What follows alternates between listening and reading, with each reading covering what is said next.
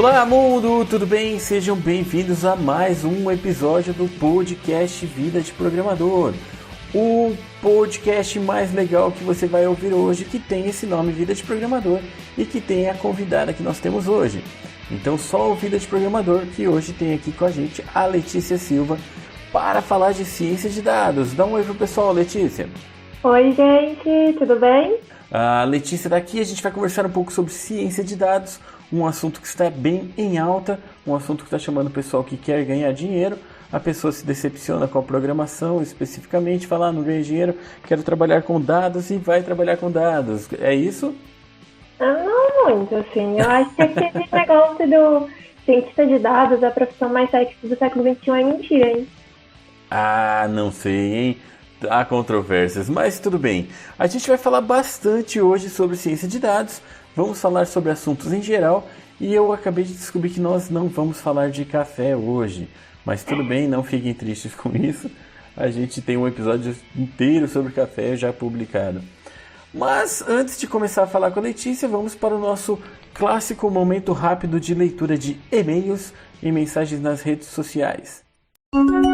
You have an email. Temos um e-mail aqui do Adalto Sobrinho.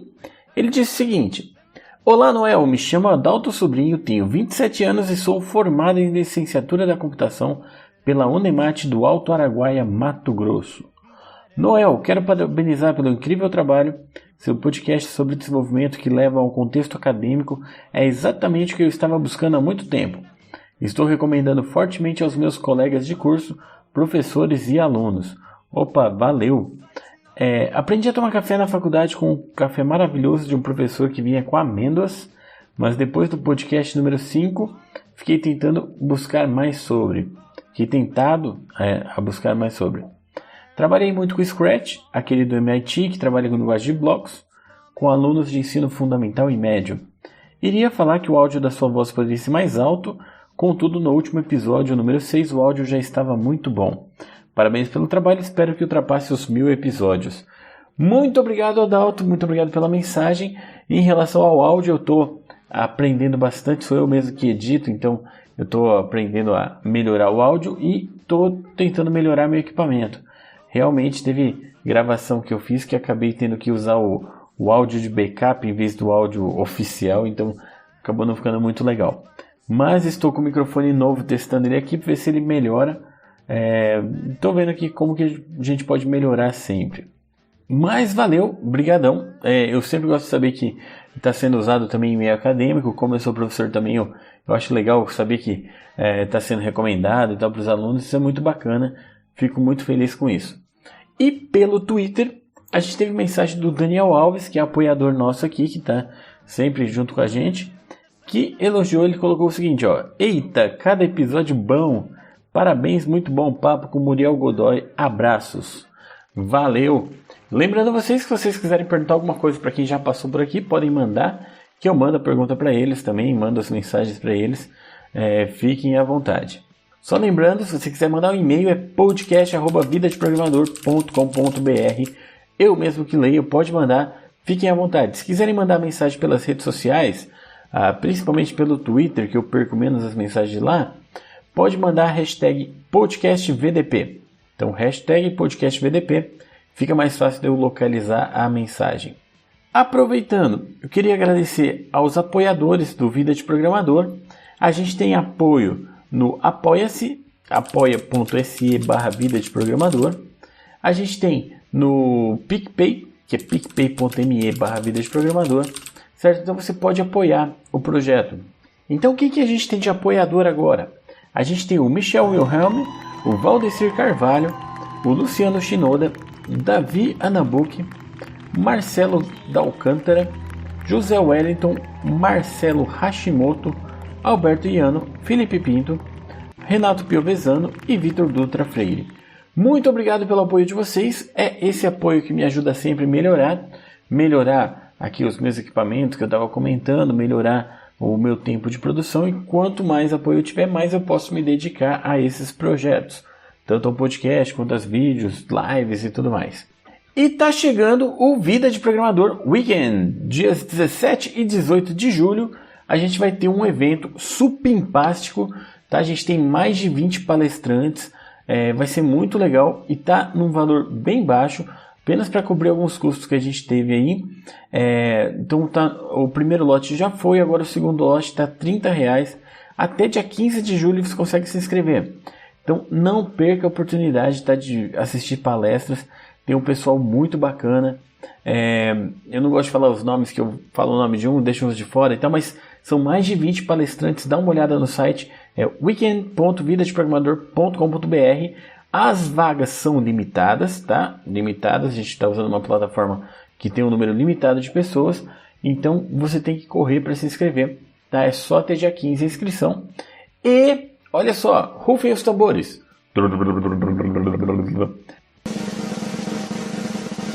Eu vou sortear 5, eu ia falar 3, mas são 5. 5 entradas free na faixa para o Vida de Programador Weekend para leitores do podcast. Aê! E a galera vibra. Uau! Então, se você escuta, eu falei leitores. Que leitores? São espectadores, ouvintes do podcast Vida de Programador. Então, se você é um ouvinte do podcast, você pode concorrer a uma dessas 5 entradas. Como? Vamos fazer o jeito mais arcaico possível, só que vai ficar um jeito bem justo, bem honesto. Você vai mandar um e-mail para podcast@vidadeprogramador.com.br e você vai falar: eu quero ganhar um ingresso para o Vida de Programador Weekend. Na verdade, assim, coloca no assunto já isso, tipo, ingresso Vida de Programador Weekend, ingresso VDP Weekend, alguma coisa assim, e fala: eu quero participar do sorteio. E aí, eu vou fazer um sorteio, colocar os nomes na cumbuca, jogar para cima. Não, brincadeira. Vou usar um site que faz aleatoriedades e a gente vai sortear 5 entradas para o Vida de Programador Weekend, que é um evento totalmente online, mas aí você não tem que pagar a inscrição e vai na faixa ver um monte de palestras supimpas. Legal? Então não deixe de se inscrever, manda um e-mail lá para podcast@vidadeprogramador.com.br. E é isso, não vou me alongar mais. Vejam o site do Vida de Programador Weekend, vocês vão gostar. Vejam também o site dos apoios, tá? O PicPay e o Apoia-se /Vida de Programador. Daí vocês vão ver as recompensas bacanas que tem lá se vocês apoiarem o nosso projeto. Então vamos voltar aqui ao nosso podcast de hoje e vamos continuar a nossa programação normal. E como nós aqui no podcast Vida de Programador somos bem democráticos, a gente abre muito espaço para os nossos convidados. Letícia, você quer ler os seus e-mails também? Olha, hoje não. Eu não quero nem lembrar que existe cal aqui na vida do programador, entendeu? Porque hoje já tiveram 2 de manhã, vão ter mais 2 agora à tarde. Eu tô fugindo disso. E de certa forma é o que a gente tá fazendo agora, né? Exatamente. Beleza. Não é sobre trabalho exatamente. A gente tá se divertindo. Então tá bom. Bom, então vamos lá, sem delongas, vamos começar oficialmente aqui o nosso papo. Letícia, muito obrigado por você estar aqui. É muito legal que você está participando aqui com a gente. Fiquei muito feliz de ter dado certo sim, as agendas e você ter parado de fugir da gravação, inventando mudança no meio da pandemia e tudo mais. Mas tudo. Pode se apresentar para o pessoal, dizer quem você é, o que você faz. O microfone é seu, fique à vontade. Obrigada. Bom, meu nome é Letícia. Eu sou mais conhecida como de Lua ou aumentativa de Helena nas redes. Eu tenho 22 anos, sou natural de São José dos Campos, São Paulo. E eu trabalho com ciência de dados há algum tempo aí. No momento eu estou como head de ciência de dados dentro de uma consultoria chamada 2MI. E bom, eu sou literalmente apaixonada pelos dados e por todo o trabalho que eles me causam. Todos os fios brancos também, porque eu acho que eu já estou muito nova, sabe? Para ter fio branco, mas tá aparecendo uns. Enfim, eu também atuo muito dentro da comunidade, principalmente comunidades voltadas para as mulheres, porque eu tenho a intuito de inserir essas pessoas dentro da programação, né? Acho que é isso. Legal. Eu acompanho já o perfil da Letícia no Twitter há um tempo, e realmente você não acha ela como Letícia por lá, então procura por Di e Lua, né? 2 Is. Mas beleza. E eu acho muito legal tanto o seu trabalho com ciência de dados quanto o trabalho com a inclusão de mulheres e de diversidade, isso é muito bacana. É legal que a gente tem uma área com esforço bem legal nessa, como eu ia dizer nessa área, mas ia ficar repetitivo nesse foco. E uma coisa que te gabarita muito é que você mexe com Python e é amiga do Mazanori, correto? Correto. Inclusive, eu já ganhei abraços do Mazanori, eu sou muito feliz por isso, sabe? Eu venci na vida nesse dia. Legal. Pra quem não conhece, o Mazanori é uma das pessoas mais gente boas do mundo, tá? Então, se a pessoa é amiga dele, provavelmente uma pessoa boa. Eu tô me sentindo bem qualificada agora. Obrigada. Nada. Então, vamos lá. Eu já fiz uma live no meu canal do YouTube falando de ciência de dados, que eu também chamei um convidado, e que eu já deixei claro que não é muito a minha área. Eu não entendo tanto de ciência de dados. Eu gosto de trabalhar com dados, eu acho divertido, eu acho sexy, como você falou, mas eu não tenho trabalhado muito com isso. Quer dar um geral, assim, o que é ciência de dados e até desmistificar um pouco o que parece que é? Tá, vamos lá. Eu acho que você talvez até goste dos dados, você só não sabe muito disso. Porque todo mundo que eu apresento fala assim, mas eu não sei o que é isso, eu não sei como fazer. Aí depois eu conto a pessoa, era só isso. Uhum. Na verdade, eu gosto de trabalhar com dados, eu gosto até de garimpar um pouco ali os dados, mexer, mas eu nunca me aventurei específico nessa área. Chegou o seu momento. Uau. Bom, vamos lá. Quando a gente fala de dados, né, de grande volume de dados, Big Data, Machine Learning, coisas do tipo, a gente sempre acha que vai estar criando tudo do zero, né? Mas na verdade não. Esses dados normalmente eles já existem. E o que a gente vai fazer é pegar eles, analisar, fazer transformações e entregar de uma outra forma. Então, pensa que você... Eu sempre dou esse exemplo do convênio porque eu acho que é muito prático. Pensa que você é dona de um convênio médico. E aí eu posso a funcionar. E aí você chega para mim e fala assim, olha, eu preciso saber quais são as áreas que estão tendo mais consultas, quais são os médicos que estão atendendo mais gente, qual é o público que está sendo mais atendido por uma determinada área.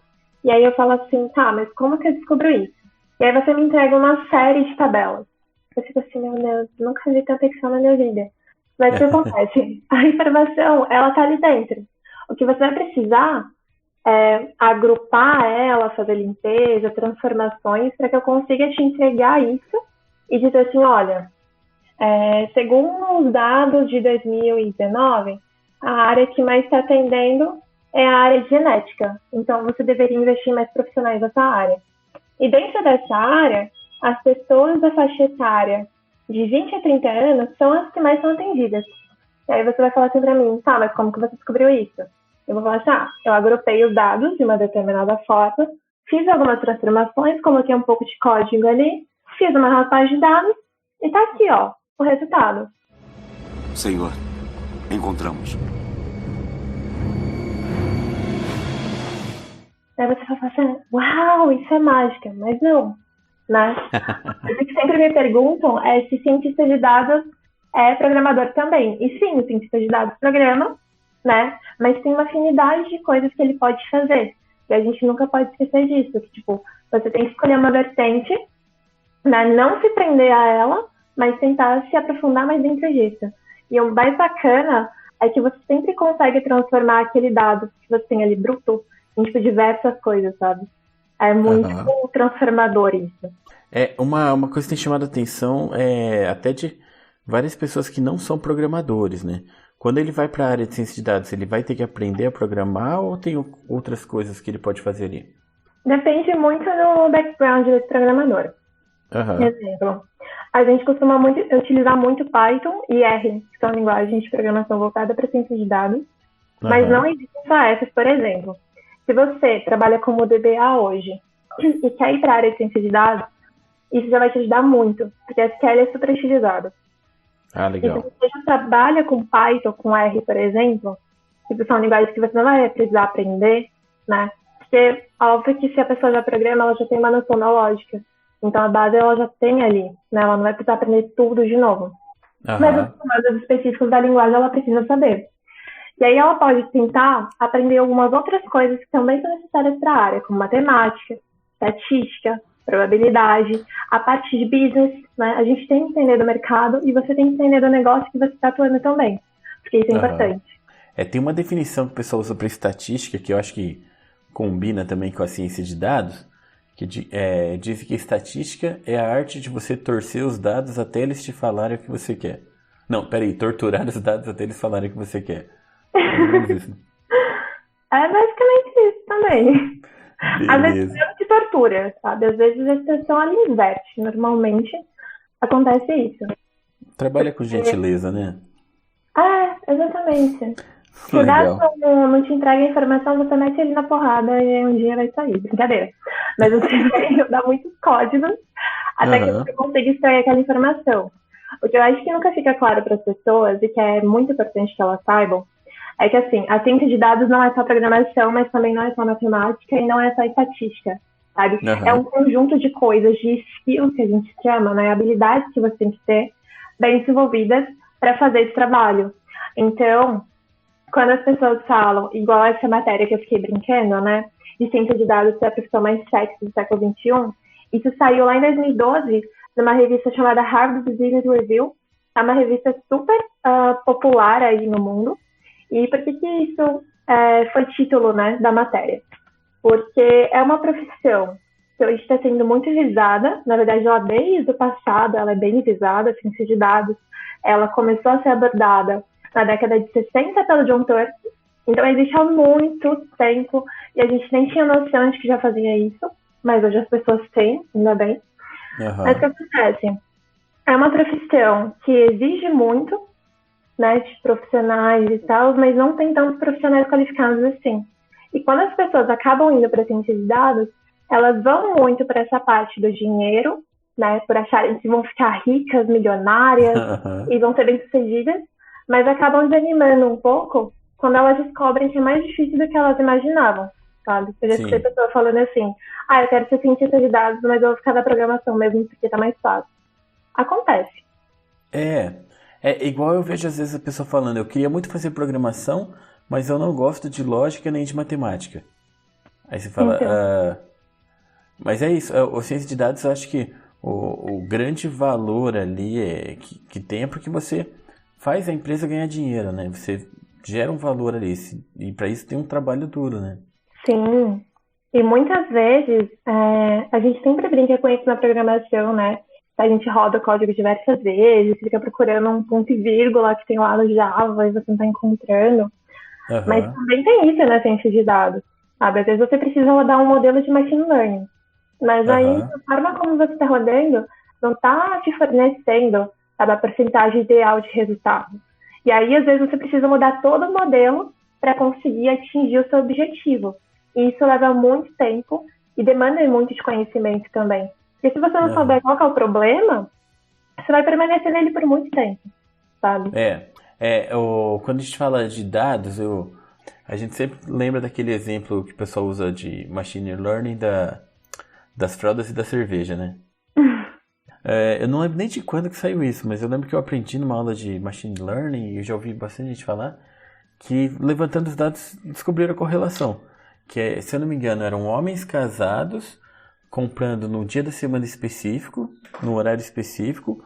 Quando eles compravam fralda, geralmente eles compravam cerveja junto. Aí o mercado começou a colocar mais perto um do outro para impulsionar mais as vendas. E aí disse que teve um efeito e tal. Mas é isso, às vezes a gente tem que achar umas correlações que não é uma coisa clara, né, de encontrar, né? Sim, e eu acho que é essa parte mais difícil, sabe? Por isso que eu falo que tem essa parte de entender o negócio também. Mas tem 2 pontos aí.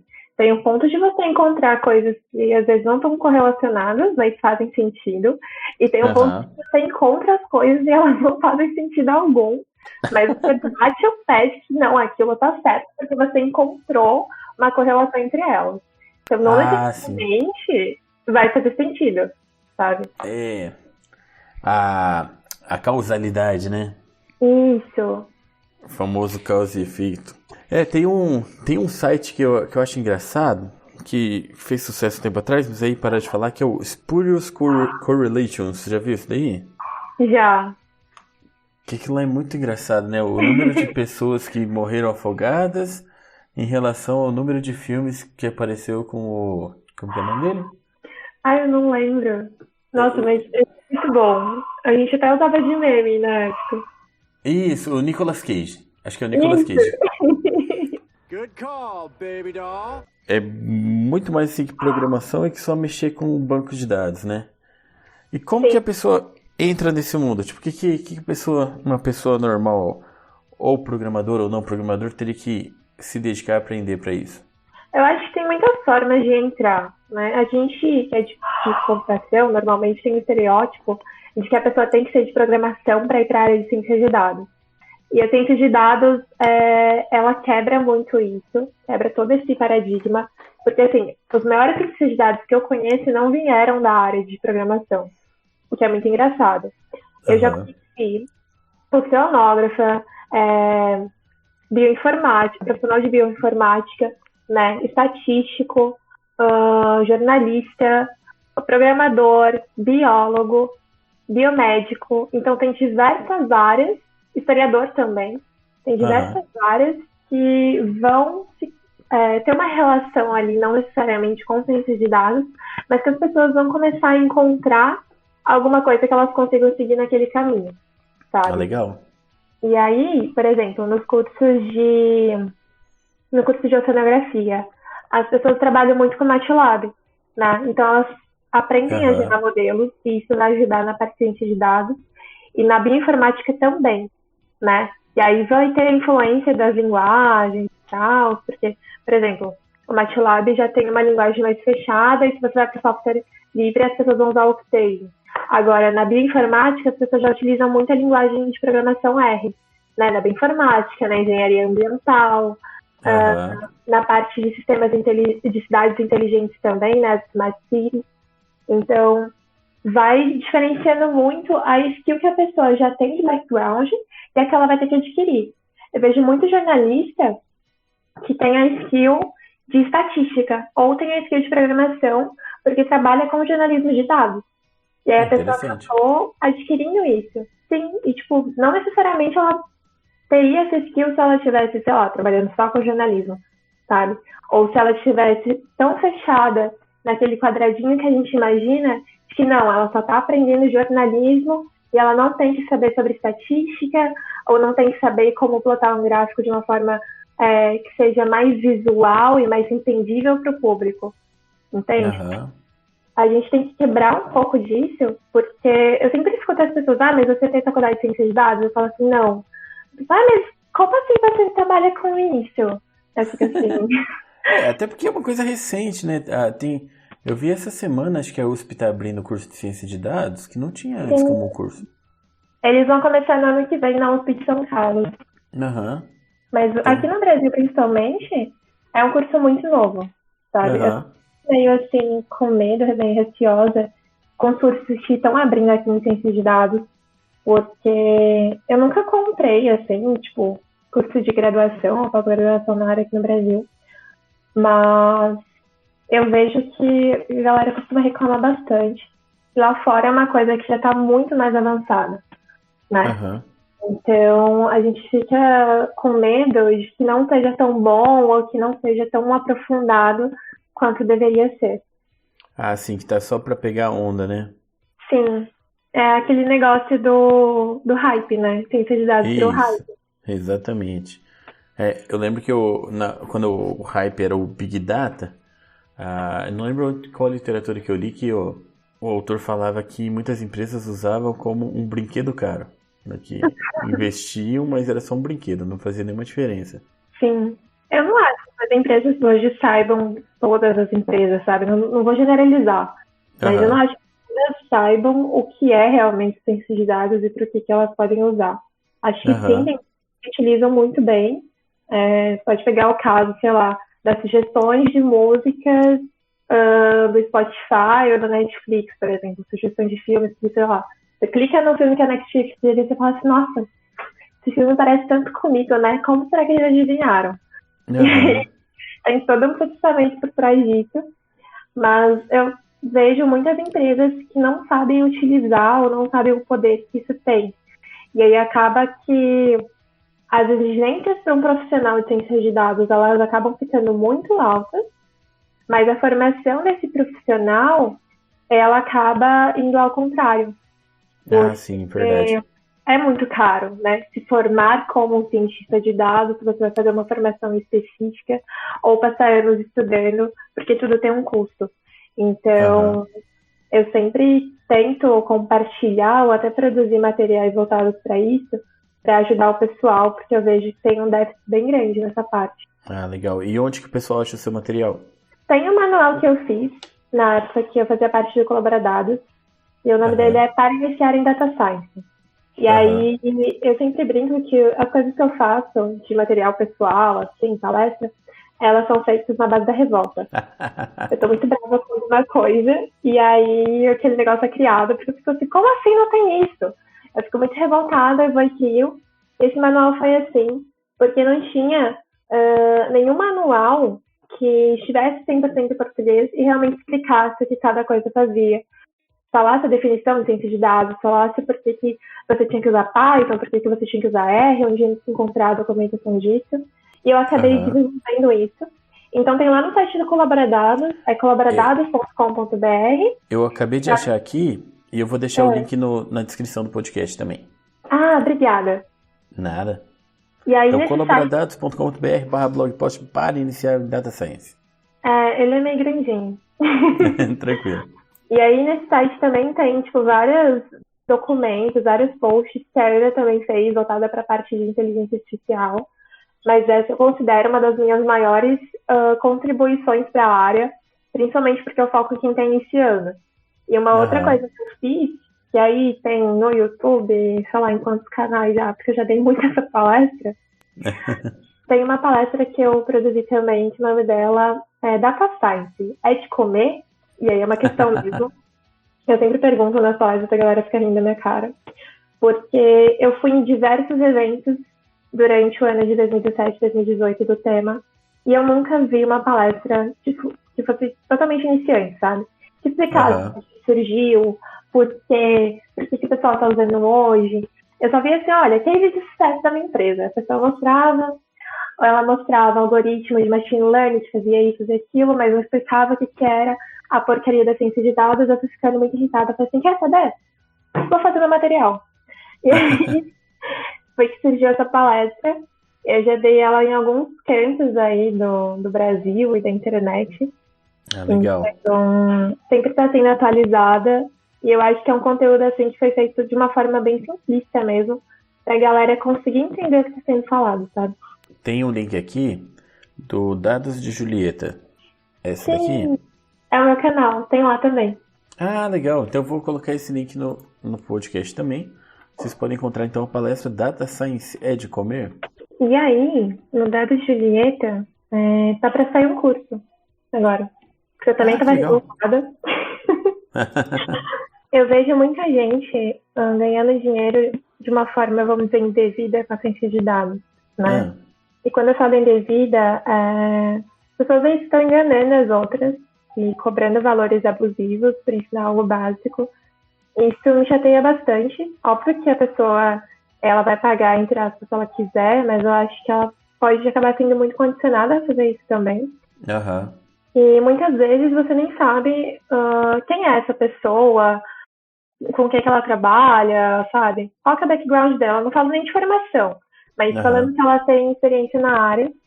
E aí eu andei vendo isso acontecer com uma frequência absurda. E aí teve um caso específico que eu falei assim, eu não aguento mais isso. Se eu fizesse o curso de ciência de dados, vocês assistiriam? Eu perguntei lá no Twitter, o pessoal, claro, não sei o que assim. Tá, mas eu não tenho grana. Então, eu vou ter que fazer alguma coisa para conseguir ajuda. E eu acabei de fazer uma vaquinha, né, que eu fiquei super feliz, inclusive, obrigada a todo mundo que ajudou e compartilhou, porque a gente conseguiu atingir a meta. E acredito que esse mês saiu o primeiro vídeo de um curso aí, bem basicão, né, desde o começo, para ensinar a galera a trabalhar mesmo com ciência de dados. Ah, que legal. Eu sempre tento desmistificar um pouco isso, porque eu fico bem chocada com os absurdos que eu escuto. E aí a ideia é botar no YouTube? Sim, vai ser totalmente gratuito e aí as pessoas vão poder entrar lá, assistir, tirar dúvidas, enfim. Ah, legal. A hora que estiver pronto, me passa que eu ajudo a divulgar também. Ah, obrigada, faço sim. deixa eu ver aqui. Então, o principal então é o seu canal do YouTube e o Colaboradados. Você escreve para lá ainda ou como que é? Não, eu não escrevo mais lá. Quando eu posto textos, eu posto no dev.to, né? É um site voltado também para a galera da comunidade escrever. E o meu é dev.to/delua. E eu sempre estou compartilhando no meu Twitter. É twitter.com/d2is_lua. É meio complicadinho, mas as pessoas acostumam. Ou é só para o objetivo de Helena também. É mais fácil. No final também eu vou pegar todos os seus links, colocar no podcast, então redes sociais, tudo. Aí vocês acham ela só clicando ali, já fica mais fácil. Legal que também já passei pela página do podcast, já vi os episódios anteriores, faz aquele jabá. Beleza. É verdade, já escuta todos, entendeu? Já manda dica de convidado, ó. Fica aí a sugestão. Beleza. E, assim, a gente falou do que é o ciência de dados e tudo mais, mas como que você caiu nessa área? Bom, vamos lá. Conta a história toda da minha vida? Pode contar desde o começo, de quando você nasceu, época da infância. Ah, tá. Obrigada. Beleza. É que eu comecei com informática muito cedo, né? Eu lembro que meu pai comprou um computador daqueles brancos, grandes, tinha aquele mouse que a gente chamava de rato, literalmente, porque tinha uma bolinha embaixo. Eu tinha 2 anos de idade. Né? Só um detalhe. Não se esqueça de quando você fala que as coisas são velhas, tá? Que você é bem mais nova do que eu, tá? Desculpa. Tudo bem. Falando, porque assim, tem pessoas que eu comento sobre disquete e elas já não conhecem, então... Não, brincadeira, fica à vontade. Só um detalhe que eu não tinha reparado, eu reparei esses dias. O meu desktop aqui de casa, que eu reaproveitei um computador antigo da minha sogra que foi passando, ele tem um drive de disquete e ele tem um drive do Zip Drive. Você conheceu o Zip Drive? Caraca! Eu olhei e falei, caramba, eu tenho isso ainda. Mas tudo bem. Nossa, você pode guardar isso e vender tipo, no Mercado Livre daqui a uns anos. Certeza que vai ter alguém querendo comprar. Fazer um chaveiro com ele. Mas tudo bem. Mas vamos lá, pode contar. Tá. Então, quando eu tinha 2 anos, meu pai comprou um computador daqueles brancos, grandões e tal. Eu fiquei apaixonada por aquilo, eu queria muito mexer, mas obviamente ele não queria deixar eu mexer, né, porque eu ia estragar. E aí eu sempre sentava no computador escondido e ficava apertando as teclas assim, na época o teclado era bem mais duro do que a gente está acostumado, mas eu não gostava muito também. E aí quando eu tinha uns 4 anos de idade, eu tava pedindo pra ele pra mexer no computador. Aí ele falou assim, não, eu não vou deixar você ficar mexendo sozinha, não sei o que, porque eu acho que na hora ele ia sair, não lembro. E aí ele ficou fazendo meio que um terror psicológico em cima de mim. Foi engraçado. Porque ele disse assim que se eu não fizesse informática, eu ia ficar desempregada. E aí, imagina a cena de uma criança de 4 anos escutando essa frase. Né? 4 anos? 4 anos. Eu entrei em colapso mental na hora. E como assim? Eu não posso trabalhar. O detalhe é que ele já previu a época da quarentena, né? Realmente, replica. Mas tudo bem. E aí, o meu pai, ele sempre falava que eu tinha que estudar, que eu tinha que me dedicar pra entrar na faculdade e tal. Mas ele me falou isso e eu fiquei assim, como assim? Você tá falando que eu vou ficar desempregada, sabe? Tipo, eu sou uma criança. Sei lá, quando eu crescer eu quero ser bailarina, eu não vou ficar desempregada. Ele, não, filha, porque a informática, ela vai ser a profissão do século, né? Tipo, se você não souber, você não vai conseguir trabalhar em nada. Se você quiser, sei lá, ser secretária, você não vai conseguir trabalhar com computador porque você não vai saber mexer nele. E aí eu fiquei aquilo na cabeça. E eu disse pro meu pai que eu queria aprender a mexer no computador. Depois disso, eu falei assim, não, preciso aprender, porque meu pai não vai deixar eu mexer escondido e eu não vou arrumar emprego, né? Então, todos os caminhos me levam a aprender a mexer no computador. E aí, ele falou assim, tá bom, quando você tiver idade suficiente, eu vou te colocar num curso. E isso aconteceu quando eu tinha uns 8 anos de idade, mais ou menos. Eu entrei no curso de informática. Sim, e, tipo, ele sempre me incentivou. Sabe aqueles cursinhos que você fazia a datilografia no teclado? Sim, aí Word, Excel. Isso, esse mesmo. Hoje os crianças de hoje em dia não sabem nem o que é, né? Você fala isso, acha que é de comer, mas eu fiz esse cursinho numa escola que tinha no meu bairro na época, e aí eu gostava muito, tipo, eu ficava encantada, eu lia todas as apostilas, sempre chegava com dúvidas nas próximas aulas. E aí o curso estava acabando, meu pai falou assim, tem outro, você vai querer continuar? Eu falei assim, vou querer fazer o outro. E o outro não tinha, entre aspas, nada a ver com o que eu estava aprendendo naquele momento, né? Era de web design, mas eu queria fazer. Eu comecei a aprender sobre CorelDRAW, sobre Adobe Photoshop, sobre Dreamweaver, né? Porque a galera usava Dreamweaver. E, enfim, fui desenrolando. Aí eu lembro que depois eu queria continuar fazendo o curso. Aí eu falei, você tem certeza? Eu falei, tenho. E aí eu entrei no curso de hardware. Então, tipo, era todas as áreas de computação, mas uma não tinha nada a ver com a outra. E aí eu fui pra hardware, me apaixonei. Pensei, nossa, é muito legal ficar montando e desmontando o computador. Até quando eu não conseguia, né? Tipo, quebrava a unha e tal, eu ficava triste. Mas eu gostava. E quando eu levava choque também era bem complicado, porque, né? Mas enfim, ossos do ofício. E depois desse, eu fiz um de mídias sociais website. Foi o meu último cursinho, assim, dentro dessa escola. E eu comecei a ver programação nesse momento. Então, eu meio que fiz o caminho contrário que a galera está acostumada. Todo mundo vê programação e depois vai para a parte de IoT, hardware e tal. E eu fiz o diferente, né?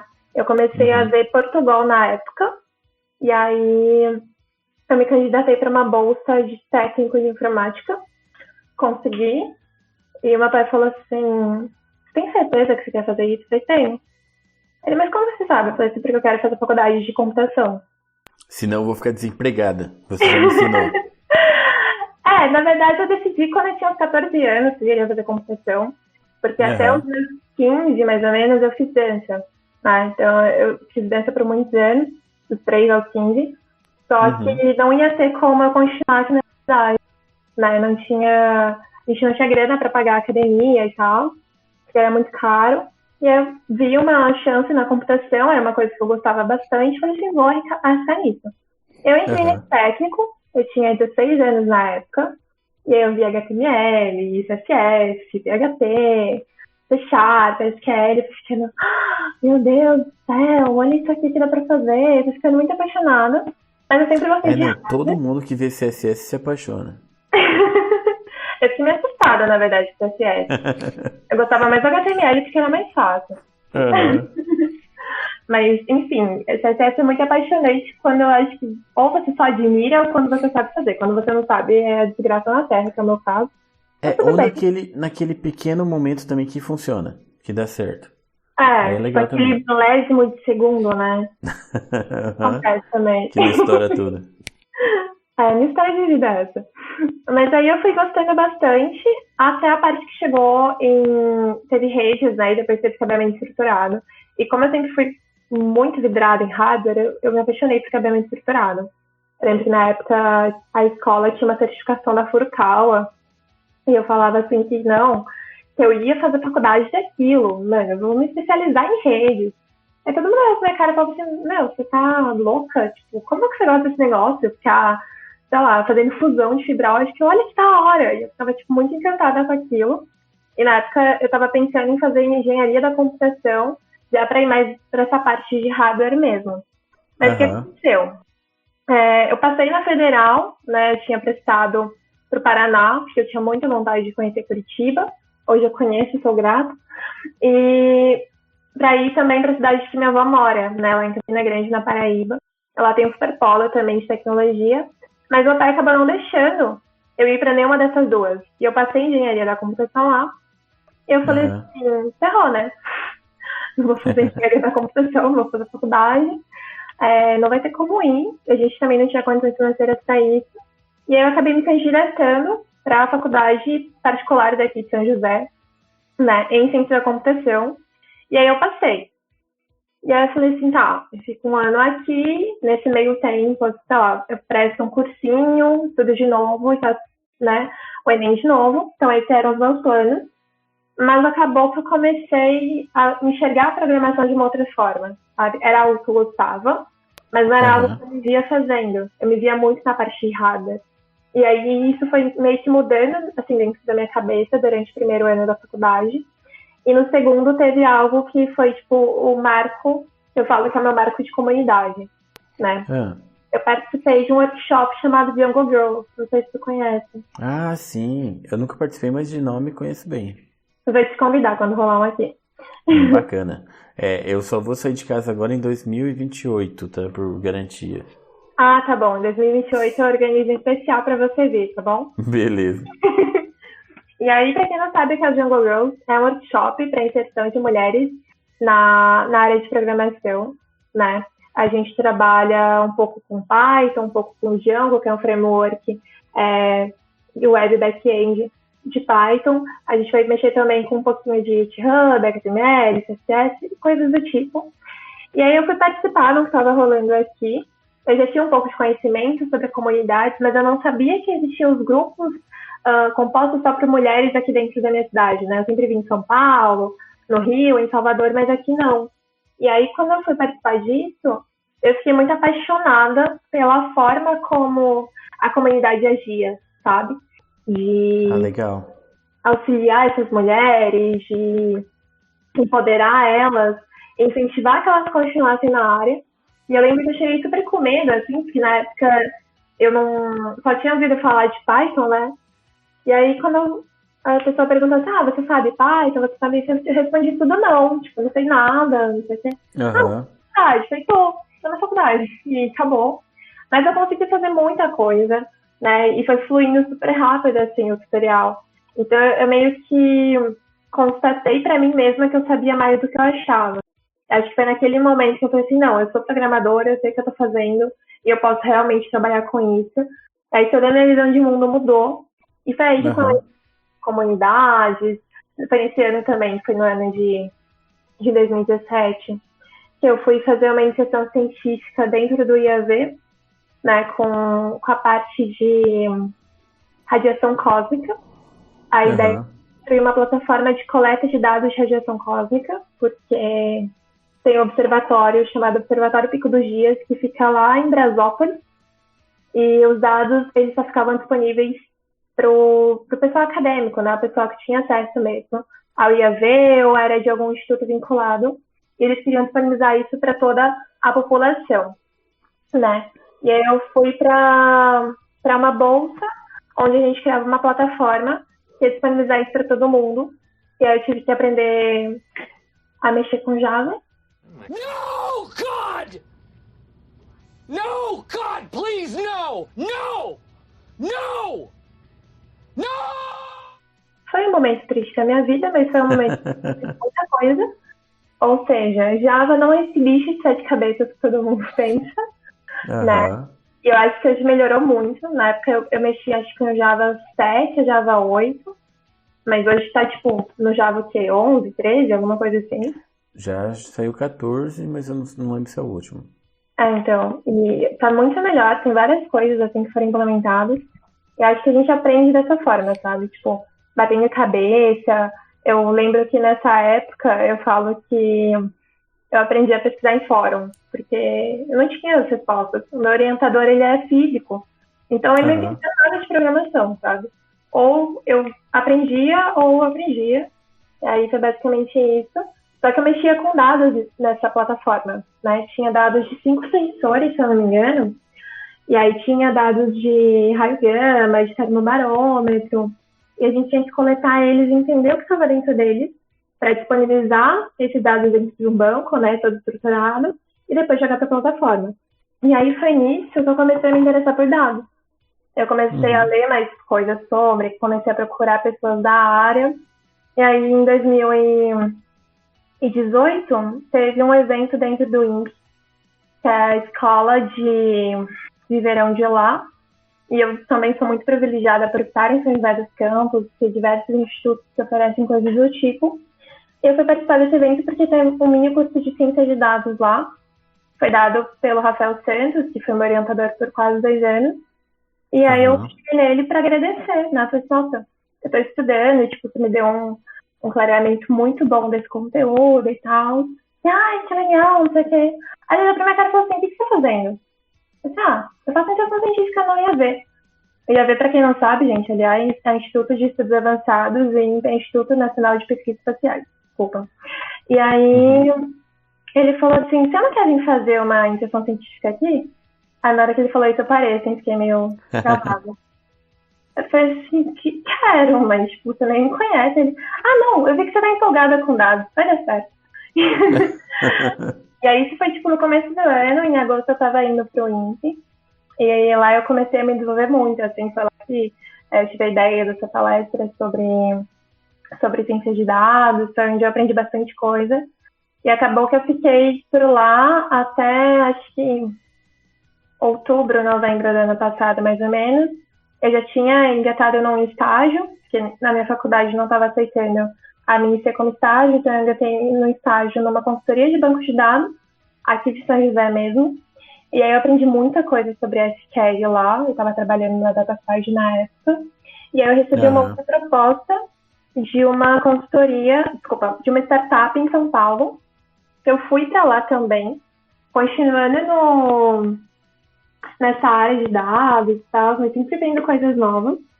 E aí eu fiquei por, acho que 2 ou 3 meses nesse emprego, mas não estava dando certo para mim, porque era muito longe, eu ficava super cansada, eu acho que o regime não estava me favorecendo muito também a forma como a gente trabalhava lá. Acabou que eu saí de lá, e aí eu fiquei assim, nossa, eu estava aqui em São José, arrisquei ir para São Paulo, não deu certo, e agora eu tô sem emprego. E aí eu resolvi fazer um post no Twitter falando que queria um emprego, mas eu disse, olha, tô querendo ir na área de ciência de dados e tal. E eu não imaginava que ia aparecer tanta vaga, tipo, mas muita vaga, só apareceu vaga até de DevOps pra mim. O Twitter é meio mágico, né? Sim.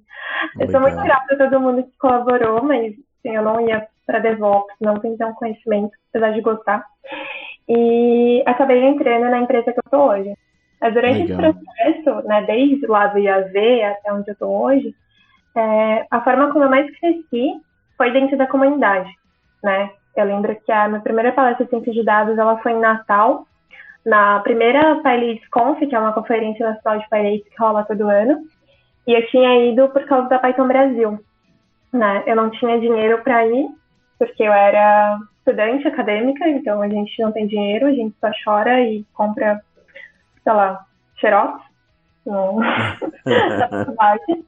Mas eu tinha participado de uma campanha do PyLadies, e aí eu fui uma das beneficiadas para conseguir ir. Então, é uma campanha que financia, né, a ida de algumas mulheres para o evento. Eu fui, palestrei tanto na Python Brasil quanto na PyLadies Conf, e no ano passado eu fui para outros eventos também. Eu fui para CapConf em Curitiba, fui para o Seminário Internacional de Estatística com R no Rio, fui para Python Brasil de novo, que é o meu evento favorito da vida, e foi em Ribeirão Preto. E também teve em 2018 a Brasil.js, porque eu ganhei o ingresso num evento, e aí eu não tinha dinheiro para ir, o pessoal me aconselhou a fazer uma vaquinha, e eu consegui ir por causa dessa vaquinha. Então acho que é desse jeito aí que eu entrei na parte de dados. Não, eu acho comunidades um negócio incrível, principalmente na nossa área, movimenta muita coisa. Eu também devo muito às comunidades de software livre em geral. Foi onde eu comecei, a gente fazia essas viagens, palestras. É onde você cresce muito na sua carreira, né? Sem contar os amigos que você faz, que a comunidade ela parece um pouco como que a sociedade devia ser, né? Você se sente totalmente à vontade ali, você conhece as pessoas, parece que já conhecia de muito tempo. Então eu vejo às vezes algumas pessoas que nunca se envolveram com comunidade, e eu sempre falo, tem comunidade de todo tipo, então alguma vai dar certo, né? Exatamente isso. A gente já falou aqui sobre comunidades um pouco com o Jomar, no episódio que ele veio aqui, e é até um assunto que eu acho que eu vou explorar mais, porque é muito divertido. Eu lembro que o pessoal ficava tirando sarro, eu ia para os eventos, ia de caravana. Tinha os Latinoware antigamente, eles pagavam as caravanas para o pessoal ir. No Fizzly também tinha as caravanas. Aí o pessoal achava engraçado essa ideia de caravana, né? Acho que você não vai lembrar, mas lembra do Silvio Santos? A caravana de tal lugar. Lembro sim. Então, quando a gente falava que ia de caravana, o pessoal ficava tirando sarro, falando da caravana do Silvio Santos e tal. Mas é uma experiência única também, né? Você aproveitar para já ir viajando junto com o pessoal, fazer as coisas junto, participar. É muito Nossa, bacana. é mágico, assim. Eu acho que as pessoas até falam assim, nossa, mas brincam comigo em questão de sorteio e tal. Nossa, mas você consegue tanta coisa na comunidade. Eu falo assim, a comunidade é um mundo mágico, tem vários unicórnios lá, sabe? Aham. A galera acha que realmente é isso. Mas pra mim é uma família, é um lugar onde eu me sinto à vontade, onde eu sei que eu tenho amigos que eu posso contar, sabe? E que se eu tenho uma ideia maluca, eu sei que as pessoas não vão achar tão doida assim, porque normalmente elas já pensaram em algo parecido ou elas que iam fazer algo assim. Então elas Aham. apoiam muito. E eu tive muito apoio durante essa fase, né? Tenho até hoje. Muita gente me apoia, tanto quanto essa questão que eu falei da vaquinha agora pro canal, quanto apoio emocional, de vir falar que vai dar tudo certo, me dar força e tal. Mas eu acho que é essa questão de você formar realmente um grupo onde você consegue se sentir bem, sabe? Que você se sente confortável, que você se sente seguro e que você consegue contar com essas pessoas. Então isso pra mim é muito importante. E antes eu precisava muito de ajuda, sabe? Não que hoje eu não precise, mas hoje eu consigo retribuir um pouco. E acho que é por Aham. isso que eu tento fazer tanta coisa pra ajudar a galera. Porque eu quero que eles não passem por alguns perrengues que eu passei e que o caminho fique um pouco mais fácil, sabe? Pra eles Ah, sim. alcançarem voos mais altos. Eu acho fantástico, assim, comunidade, como que você tem uma facilidade de se expressar. É lógico que também depende da comunidade, algumas não são tão bem elaboradas, mas na comunidade você tem uma facilidade grande, assim, para você chegar e apresentar o seu conhecimento também, né? Então tem um incentivo grande ao compartilhar, né? Acho que isso faz bastante diferença. Sim. Nossa, é muito diferente, assim, porque a galera tá aberta, né? Uhum. Acho que é isso que a gente. Sei lá, eu nunca senti isso em nenhum lugar, nem dentro do ambiente corporativo, normalmente, ou do ambiente acadêmico, ou do ambiente da faculdade. Eu acho que as pessoas acabam te julgando muito pelo que você vai falar, e dentro da comunidade Aham. você se sente bem, você se sente seguro de estar falando aquilo, e aí você acaba destrinchando realmente essa ideia para todo mundo, sabe? Ah, legal.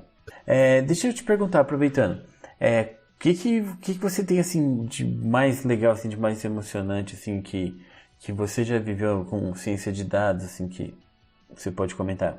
Olha, eu já peguei muito desafio, mas tem um desafio que eu tive no INPE, assim, por eu estar aprendendo na época algumas coisas que eu nunca tinha tido contato, eu considero um dos mais relevantes da minha vida.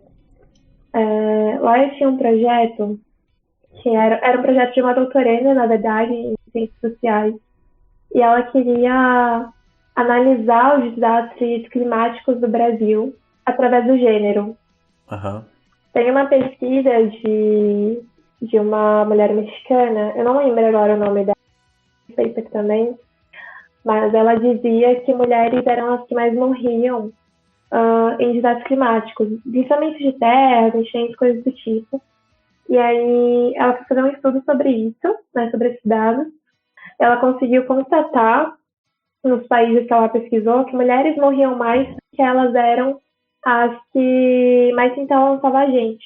E aí essa doutoranda, ela achou esse dado muito específico, muito interessante.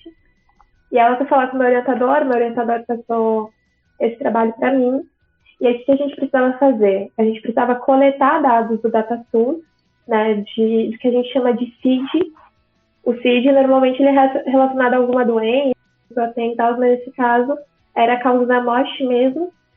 E aí a gente baixava esses CIDs relacionando os estados que ela queria dos desastres, relacionando a data e tal, para ver quantas mulheres tinham morrido em relação ao número de homens, né, pessoas que se classificavam com gênero masculino e feminino. Mas o que acontece? Esses dados do DataSUS, hoje eles estão bem mais organizados. Na época eles não eram assim, e eu tive um trabalho gigante para conseguir coletar isso. A gente Mas até... como assim? Existe dado de governo que não é bem organizado? A gente tem um Ah, exemplo tão bom aqui no país. não, o país é assim, brilhante, sabe? É um negócio tão exemplar que dá até medo. Mas os dados do DataSUS são meio assustadores, assim, eu acho que não tem uma pessoa que eu tenha conversado sobre isso, que não tenha tido a mesma visão. E aí é engraçado, né? Porque você está no seu primeiro projeto grande de ciência de dados, aí você pegar uma bucha dessa, fala assim, acho que agora é que eu decido se eu vou pro dado, se eu fico na programação mesmo. Porque foi bem punk, assim, as coisas que a gente fazia. Mas o que acontece? Eu tive acesso a uma base, era uma base de dados, com todos os dados que estavam lá dentro do DataSource. Mas o banco, ele era um modelo de dados muito antigo. Eu tenho noção que ele era antigo, porque o meu orientador falou que esse banco ele era utilizado na época que ele era aluno de iniciação científica. Então, assim, o meu orientador ele deve estar com quase 60 anos hoje, né? Na época que esse banco de dados era utilizado, não existia. Então, hoje ele não é mais utilizado. E não se sabe porque o governo utiliza ele ainda. Mas, enfim, a gente não conseguiu coletar esses dados, a gente tentou jogar lá no RStudio e tal. Ele vinha o dado, mas o código que estava relacionado a ele tinha, tipo, sei lá, x35. E aí não tinha um dicionário para você saber o que era x35, né? Então, dos 10 maiores desastres do país que ela queria analisar, né? Dos 10 últimos anos, a gente só conseguiu pegar 7 que os dados realmente eram relevantes, dava para trabalhar. E aí, em cima disso, eu queria fazer diversas análises, tipos de gráficos e tal. Ela falou assim pra mim, não, eu quero tabela. Aí eu olhei assim, eu falei, por que você quer tabela? Ah, porque tabela eu entendo. Aí, né, todo esse dados tem esse negócio, não, eu quero fazer um negócio bonito. Aí você fala, não, mas nossa, dá pra fazer esse gráfico aqui e tal. Ela falou assim, olha, eu quero ele em tabela. Porque tabela eu entendo. Aí eu falei assim, né? Ok, a gente faz uns gráficos ali de barra e tal. Não tem gráfico de pizza, tá tudo certo.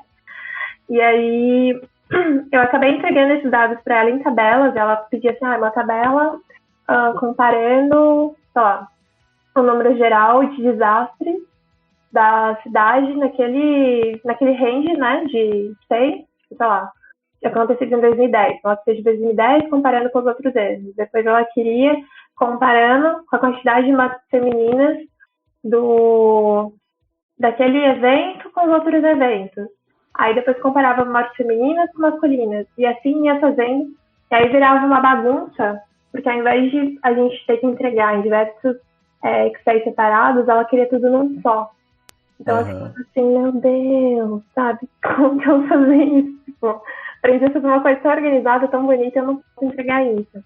Mas aí foi onde eu fui entendendo que uma área que eu nem entendia nada na época, que era sobre o X, estava super relacionada com a ciência de dados.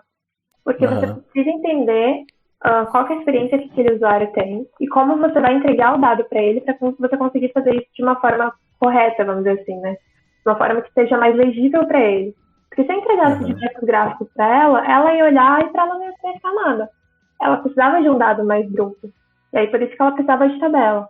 Então, foi abrindo assim a minha mente de uma forma e falando, nossa, dá para realizar diversas simulações e diversas correlações de ciência de dados com outras áreas, né? Então, esse foi um desafio, assim, tipo, não vou dizer mais pesado, porque eu acho que mais pesado a gente nunca sabe quando chegou, mas foi o mais desafiador para o início, assim. Acho que os desafios que as pessoas que na época estavam iniciando na área comigo também, que elas estavam pegando, não eram tão assustadores assim. Porque, enfim, não recomendo as pessoas trabalharem com dados do governo, né? Não quando elas estão começando na área, porque tem um grau aí de desistência bem alto. Então, fica a dica para quem está começando. Mas acho que foi esse, assim. Hoje eu pego projetos dentro da empresa, projetos grandes e bem complicados, mas que você consegue ir destrinchando de uma maneira mais fácil, não porque o projeto está fácil, mas porque você já teve essa experiência, né? E você sabe que se você fizer X coisa, aquilo pode dar bom ou pode dar ruim, sabe? Então você consegue ir direcionando mais. E você falou do Turix, ele tá com um trabalho bem legal no Brasil I.O., né? Levantando dados do Covid, mapeando tudo. Que ele também tá enfrentando umas buchas com esses dados governamentais, né? Sim. Nossa, o Turicas, sempre que a gente conversa, quando conversa, né, porque tadinho, ele vive correndo com esses dados, ele sempre comenta das dificuldades. Eu sempre vejo o trabalho dele, o trabalho do Brasil I.O., assim, é uma coisa incrível. Eu tive o prazer de assistir uma palestra dele na época que o Brasil I.O. estava nascendo. Então, assisti palestra, vi tutorial, eu falo que eu sou da fanbase dele, assim.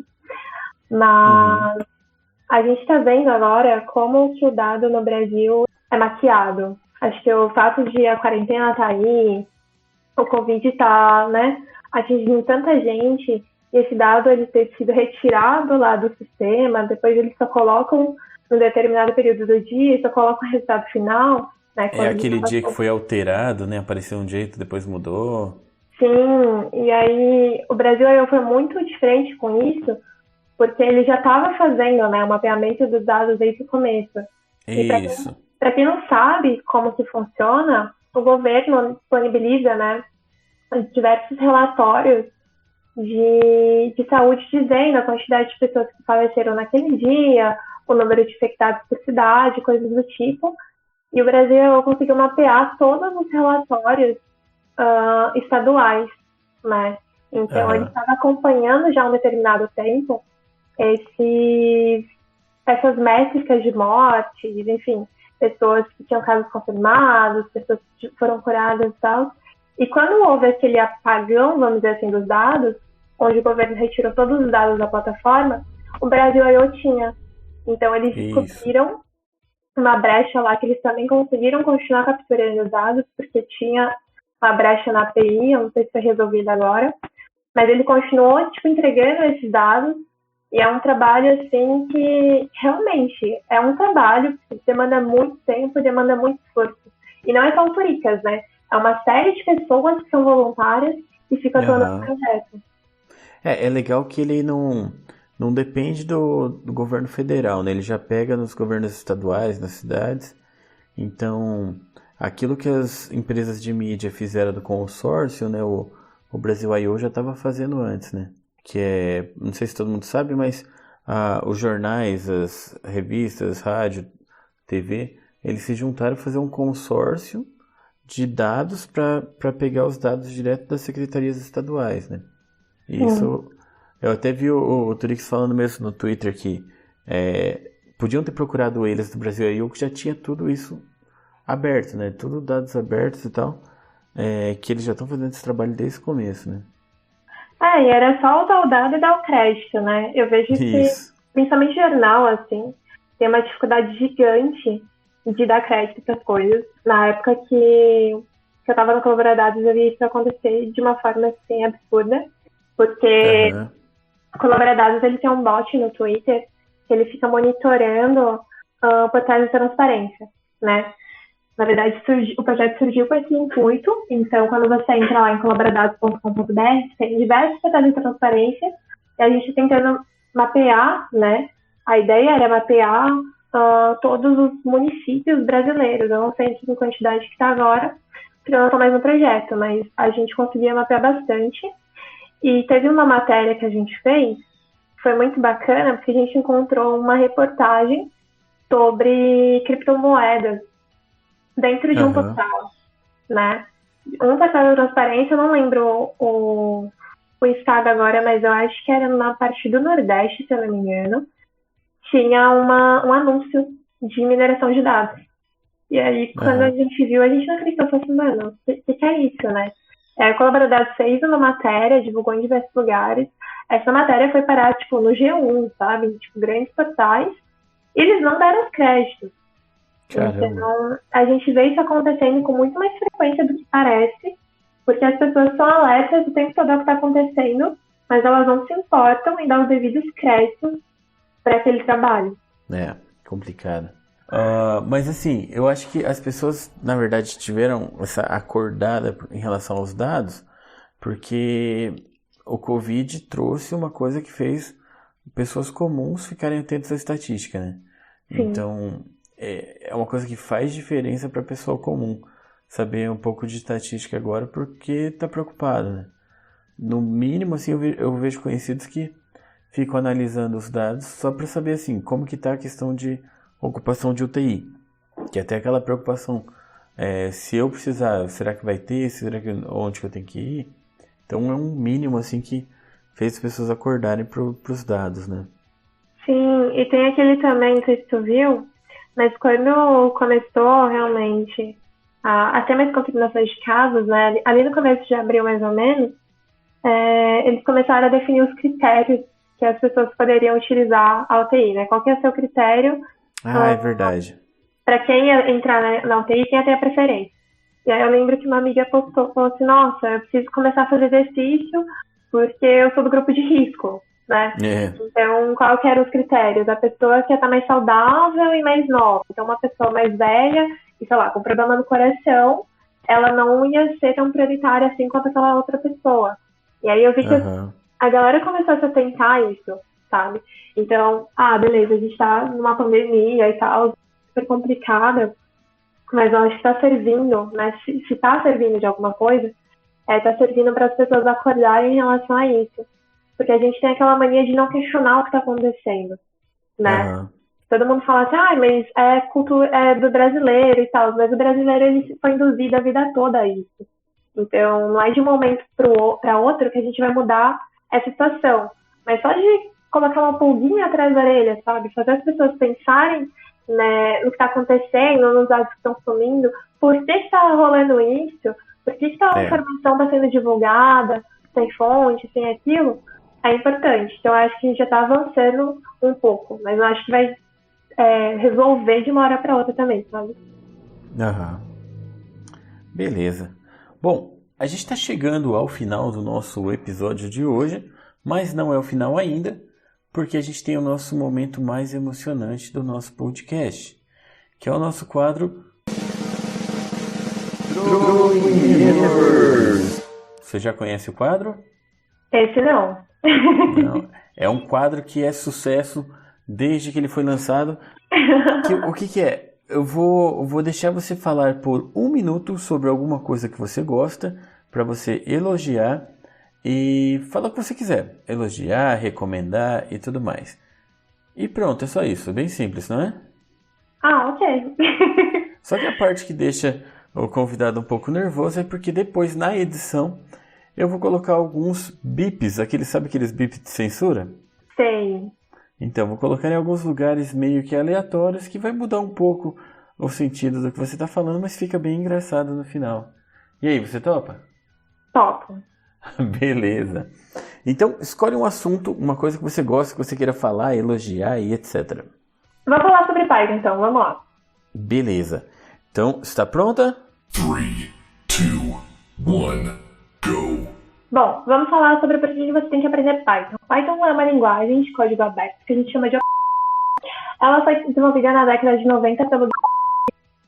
Bacana, que um dia eu ainda vou conhecer, eu tenho fé. E ela é uma linguagem que tem uma curva baixa. Isso significa que você vai conseguir fácil. E que você não vai usar código como outras linguagens, tipo... Né? E você vai conseguir fazer muito pouco tempo. Tem diversos cursos gratuitos, tem cursos da terminal, tudo nosso. Você consegue ter acesso a qualquer na internet,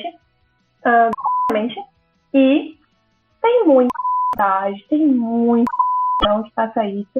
Dá para fazer diversas coisas, para você trabalhar com dá para você com Python, tipo uma dá para você trabalhar com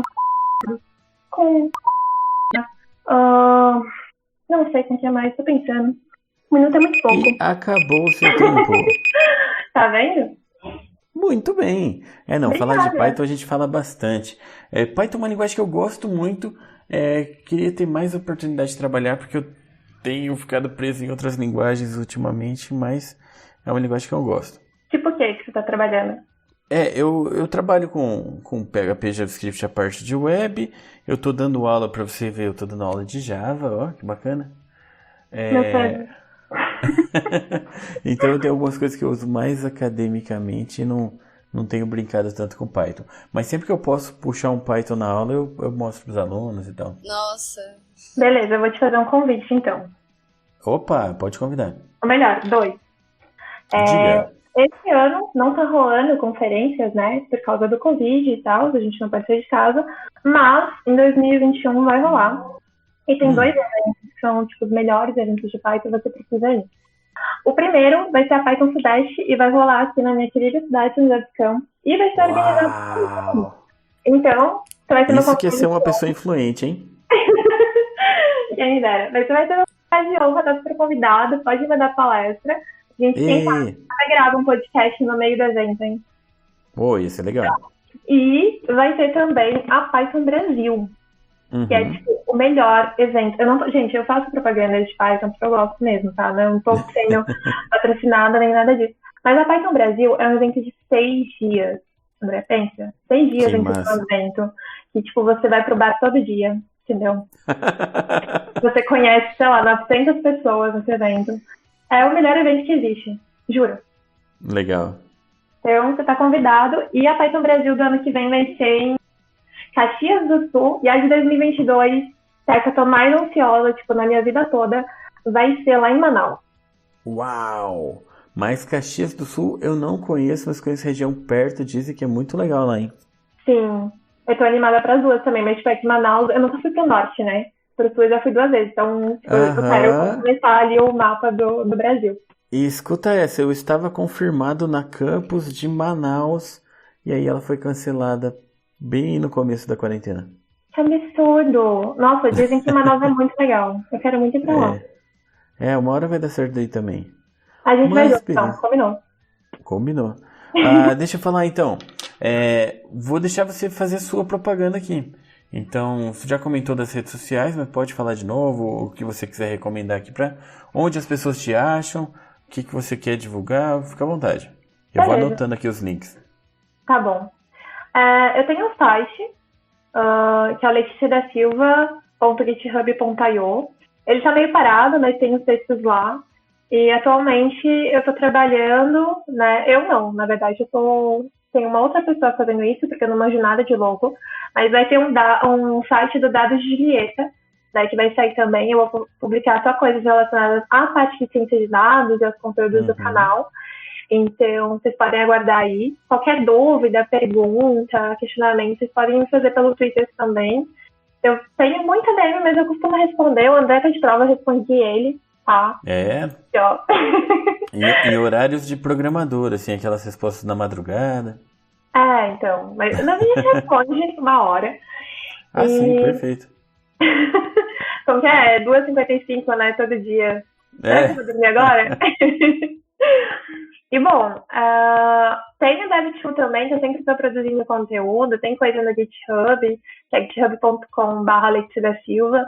Mas no @delua vocês conseguem me encontrar em todos os cantos. E acho que é isso. Legal.